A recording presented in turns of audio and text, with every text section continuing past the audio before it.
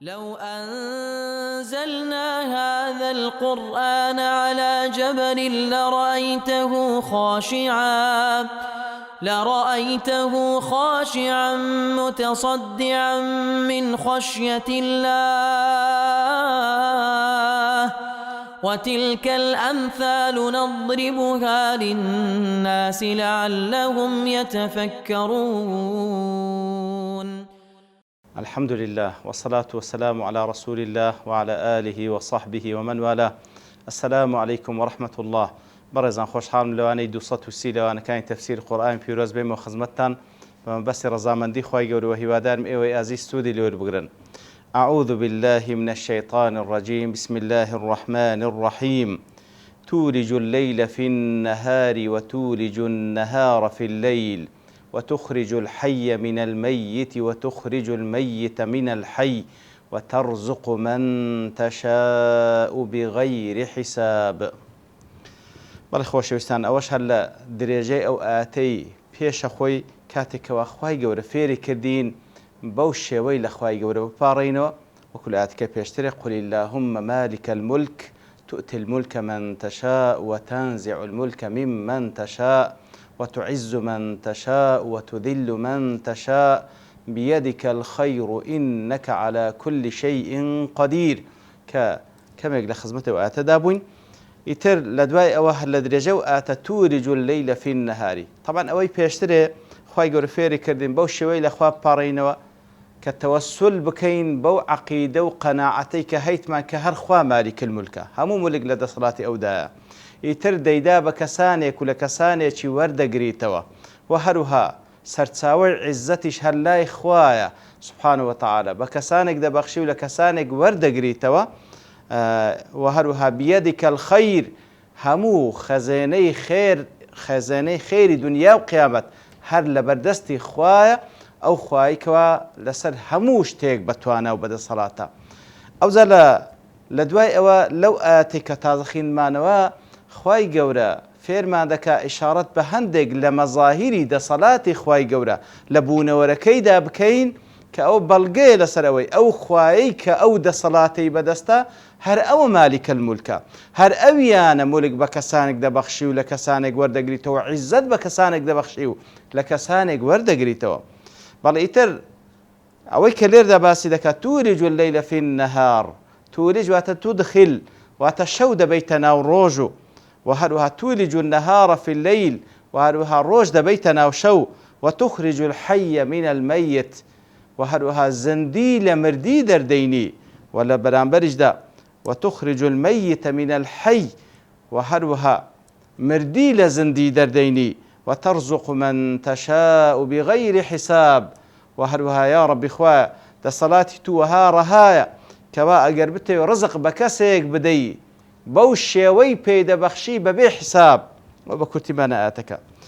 بەڵێ خۆشەویستان، ئیتر زۆر مهمە ئینسان کاتێک کە تەوەسل دەکات دوعا دەکات لە خوا دەپاڕێتەوە مەظاهری قووەت و قودرەتی خوای گەورە سوبحانه وتعالى لە پێشچاوی بی و هەروها بەو عەقیدە و قەناعەتەوە لە خوا داوا بکە کە خوای گەورە لەسەر هەموو شتێک بتوانە و بەدەسەڵاتە. تەوەسل بە ئەسما و صفاتی خوای گەورە بکە. ئیتر لێرەدا تولج الليل في النهار، ئەو خوای کەوا شەو دەباتە ناو ڕۆژ و هەروها ڕۆژ دەباتە ناو شەو. دیارە وەکو هەممان لە هەموو 24 سەعاتێک دەیبینین کەوا خوای گەورە بە چ شێوەیەک کاتێکەوە تولج الليل في النهار ڕۆژە، بەڵام سەبرە هێدی تاریکایی شەو دێتە ناو ڕۆژ و هەروها باڵی تاریکایی بەسەر زەویدا دادەپۆشرێ. و لە بەرامبەریشدا کاتێکەوە شەوە، کاتێک کە فەجر دادێ و بەیانی دادێ تولج النهار في الليل، ئیتر ڕووناکایی دێ سەبرە بە ئوفق و بە ئاسۆیی بڵاو دەبیتەوە هەتا وەکو ئەو تاریکاییە هەمووی لا دەبا. لە هەموو 24 سەعاتێک دەسەڵاتی خوای گەورە بە چاوی خۆمان دەبینین، هەر خوایە ئەو توانایە هەیە سوبحانه وتعالى. زۆر کوزانیان دەفەرمون ئیتر تولج الليل في النهار ئەوەیە کەوا خوای گەورە سوبحانه وتعالى لە خلالی چاروەرزەی ساڵ شەو درێژ دەکا و ڕۆژ کورد دەکاتەوە و بەپێچەوانەوەش تولج الليل في النهار کەواتە شەو دەبەیتە ناو ڕۆژ واتە شەو کوور دەبیتەوە ڕۆژ درێژ دەبیتەوە کو لە هاوینان و لە بەرامبەریشداوە تولج النهار في الليل تولج النهار في الليل ئەو جارە ڕۆژ دەچیتە ناو شەو درێژ دەبیتەوە لە زستانان ڕۆژ کوور دەبیتەوە ئیتر ئەوە گۆڕانکاریە کە خوای گەورە لە هەموو ساڵێکدا بە چاوی خۆمان دەیبینین هەستی پێدەکەین بەڵام کەم وایە بیری لێ بکەینەوە کە بەڵگەیە لەسەر دەسەڵاتی خوای گەورە سوبحانەهو وتەعالا بەڵگەیە لەسەر ئەوەی کە خوای گەورە ئەو بوونەوەرە بەڕێوە دەبا بە شێوەیەکەوە لە مەسلحەتی بەندەکانی بی بەڵام کەم وایە بیری لێ بکاتەوە و شوکرانەی خوا بکات لەسەر ئەو دەسەڵاتەی ئیتر ئەو دەسەڵاتی خوایە سوبحانەهو وتەعالا وتخرج الحي من الميت هەر ئەو خوایە سوبحانەهو وتەعالا زندی لە مردی دەردەینی و مردیش لە زندی دەردەینی ئەوەش بە چاوی خۆمان دەبینین تخرج الحي من الميت بەڵێ خوای گەورە سوبحانەهو وتەعالا زندی لە مردی دەردەینی ئیتر بە چەند شێوە لێکیان دایتەوە زانایان لەوانە واتە کەسێک کەوا کافرە کوڕێکی ئیمانداری لێ بە پاش دەکەوی هەروەکو ئازەر ئیبراهیمی لێ بە پاش دەکەوی عليه الصلاة والسلام و پێچەوانەش وتخرج الميت من الحي کەسێکی وەکو نوح عليه الصلاة والسلام کوڕێکی کافری لێ بە پاش دەکەوی و لە غەیری ئەو دوو بەڕێزەش چەندین نمونەی دیکە کە لە ژیانی ڕۆژانەمان دیم کەواتە هەندێک لە عولەما ژیان و مردنیان لێرە بە ئیمان و کوفر لێکدایتەوە وەکو خوای گەورە لە چەندین جێگایان ئەو حەقەتەی دووپا دەکاتەوە لە بۆ نمونە وەکو خوای گەورە سوبحانەهو وتەعالا دەفەرمێ ئەوە من كان ميتا فأحييناه وجعلنا له نورا يمشي به في الناس ئەوە لە سوورەتی ئەلەنعام کەسێک مردیە خوای گەورە زندی دەکاتەوە نورێکی پێدەبەخشی کە لە ناو خەڵکی پێی بڕوات کەواتە ئەو کەسە کافرە خوای گەورە هیدایەتی دا بە ڕوحی ئیمان زندی دەکاتەوە کەواتە ئیمان و کوفر عینی بە ژیان و مردن لێک دەدرێتەوە و هەروەها بە بەشتی حسیش چەندین زندین چەندین کەسی زندی چەندین زیندەوەری زندی چەندین گەڵاوڕوەچی زندی بە چای خۆمان دەبینن کە مردنیان بەسەردادێ کەواتە مردنە لە زندی بە پاش دەکەوی و پێچەوانەوەش چەندین دن کە تۆ با بڵێین کاتێکەوە دەژیێتەوە و خوای گەورە دەیژێنیتەوە و گەڵاو دارێکی سەوزی لێشین دەبی گەڵاو دارێکی سەوزی لێشین دەبی و با بڵێ چەندین جار کە بە چای خۆمان دەبینین ساڵانە ئەو زەویەی کەوا مردیە بەو بارانی کەوا خوای گەورە دەیبارێنی ئەو زەویە شین دەبیتەوە زندی لێ بە پاش دەکەوی زندی لێ بە پاش دەکەوی و هەندێک لە زانانیش بەو شێوەشی لێک دەدەنەوە کەوا ئەو ئاوەی کەوا لا حەرجە فی بەیان الدین ئاوی ئەو دۆپە ئاوەی کەوا ئینسانی لێ بە پاش دەکەوی ڕوحی تێدا نییە بەڵام خوای گەورە لەو دڵۆپە ئاوە ژیانی لێ دروست دەکا یخرج الحی من المەیت ئیتر ژیاندن و مراندن یەکێکە لە دەسەڵاتەکانی خوای گەورە کە غەیری خوا سوبحانەهو وتەعالا هیچ کەسێک ئەو دەسەڵاتەی نییە کەواتە کاتێکە تو دوعا دەکەی و بەو شێوەی لە خوا دەپاڕێ خوایە ئەم قەناعەت و یەقینم بەوەی هەیە کە دەسەڵات هەمووی دەسەڵاتی تووە کە دوو شێواز لە شێوازەکانی دەسەڵات لێرەدا باس کرا شەو ڕۆژ کە هەر لە دەسەڵاتی خوایە ژیان و مردن هەر لە دەسەڵاتی خوایە خوای ئەم بەو قەناعەت و یەقینە لێت دەپاڕێمەوە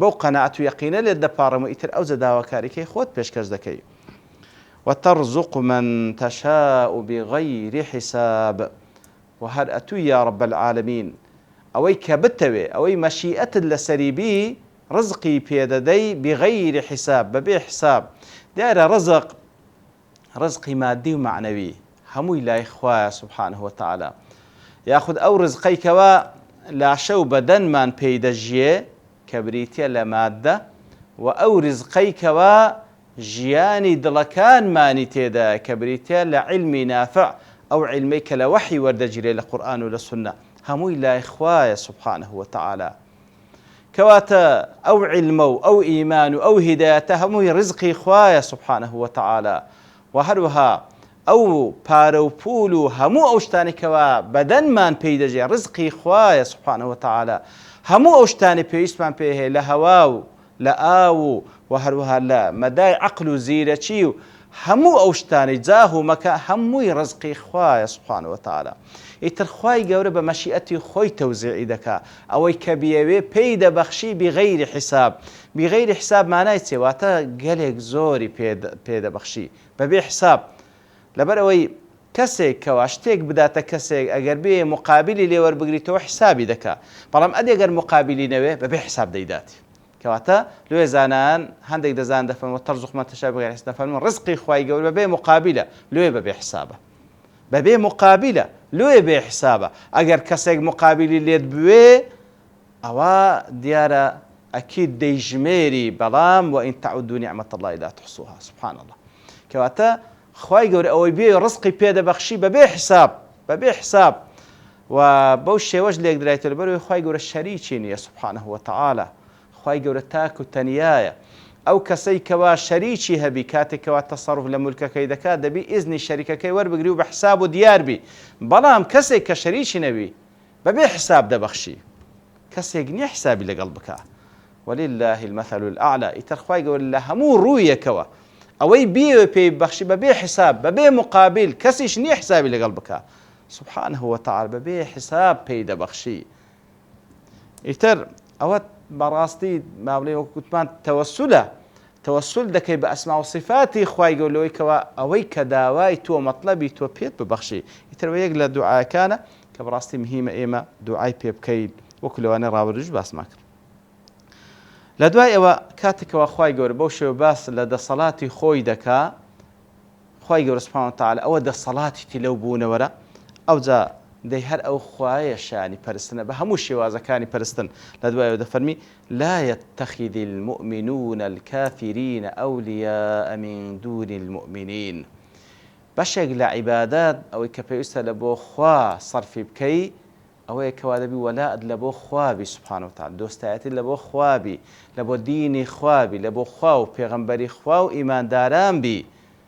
ئیتر ئەو خوایی شانی پەرستنی هەیە، بەشێک لەو پەرستنە ئەوەی کەوا دەبی وەلاء و بەڕاءت لە بۆ خوابی، واتە لە پێناوی خوا.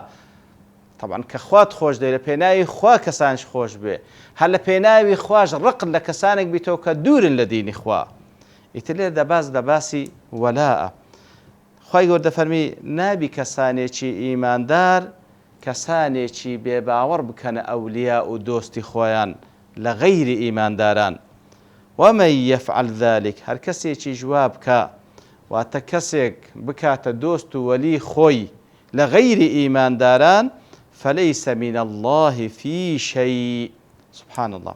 هەر کەسێک کەسانێکی بێباوەڕ بکەنە دۆست و وەلی خۆیان لە غەیری ئیمانداران ئەو کەسە فليس من الله في شيء، ئەو کەسە هیچ پەیوەندیەشی لەگە خوای گەورە نامینە سبحانه وتعالى. فليس من الله في شيء، هیچ پەیوەندیەکی لەگە خوای گەورە نامینە. إلا أن تتقوا منهم تقاه، إلا مەگەر ئەوەی لە حاڵەتێکدا دەکرێ بە ظاهر وەلایەک نیشان بدەیت لە بۆ غەیری ئیمانداران، لە بۆ بێباوەڕان وەکو توقیە و خۆپاراستنێک. إلا أن تتقوا منهم تقاه ويحذركم الله نفسه. وخوای گەورە سبحانه وتعالى دەتان ترسێنی لە نەفسی خۆی، لە عەزابی خۆی. وإلى الله المصير، مەسیر و چارەنووس و گەڕانەوەش هەر لۆ لای خوای گەورەیە سبحانه وتعالى. دیار بەڕێزانە ئەواتە زۆر شتی تێدایە کە لەبەر تەوابوونی کە لێرە دەوەستین بە پشتیوانی خوای گەورە لەوانەی داهاتوو دێنەوە خزمەت ئەو ئاەتە و ئینشاء الله ئەوەی کە خوای گەورە یارمەتیمان بدا باسی دەکەین. وصلى الله وسلم على نبينا محمد وعلى آله وصحبه أجمعين، وآخر دعوانا أن الحمد لله رب العالمين. لو أنزلنا هذا القرآن على جبل لرأيته خاشعا متصدعا من خشية الله وتلك الأمثال نضربها للناس لعلهم يتفكرون.